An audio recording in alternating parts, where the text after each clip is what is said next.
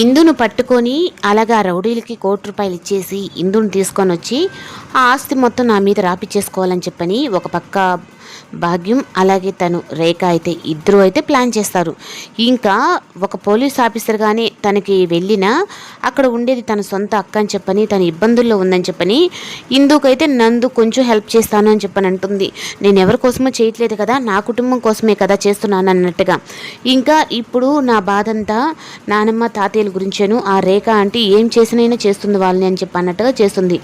ఇంకా ఇందు భయపడినట్టుగానే ఇంకా భాగ్యం అయితే అపర్ణ చేతుకున్న గాజులను కూడా తీయాలి, అలాగే మీరు దాచుకున్న నగలు కూడా బయట పెట్టాలి అని చెప్పని వాళ్ళని హరాస్ చేస్తూ ఉంటుంది.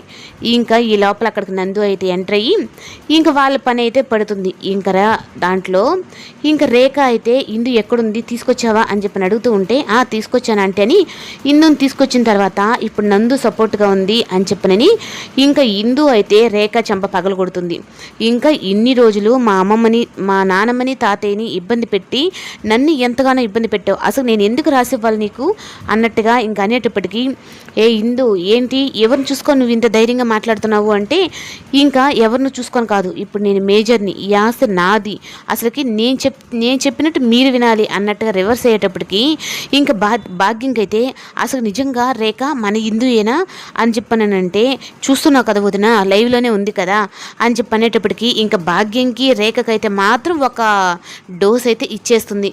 ఇంకా అలా ఇచ్చిన తర్వాత రేఖ అయితే మాత్రం ఇంకా చాలా కోపంతో మీ నానమ్మని తాతయ్యని చంపేస్తాను అంటే మా నానమ్మ తాతయ్యకి నేను అండగా ఉన్నా అని చెప్పనని ఇంకా నందు కూడా అయితే ఇస్తుంది. అసలు నువ్వెవరు అంటే అప్పు కళ్యాణ్ కూతురిని నేను అని చెప్పనని తను కూడా నిజం బయట పెట్టేస్తుంది.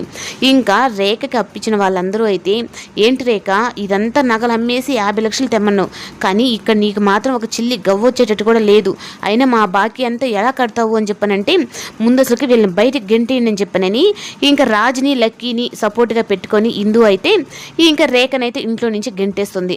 అలా గెంటేసడంతో భాగ్యం అలాగే అందరూ వెళ్తారు. కానీ స్వాతి కూడా అయితే అక్క నేను ఎక్కడున్నా నీ మంచిగా కోరుకుంటానని చెప్పని స్వాతి కూడా వాళ్ళతో పాటే వెళ్తుంది.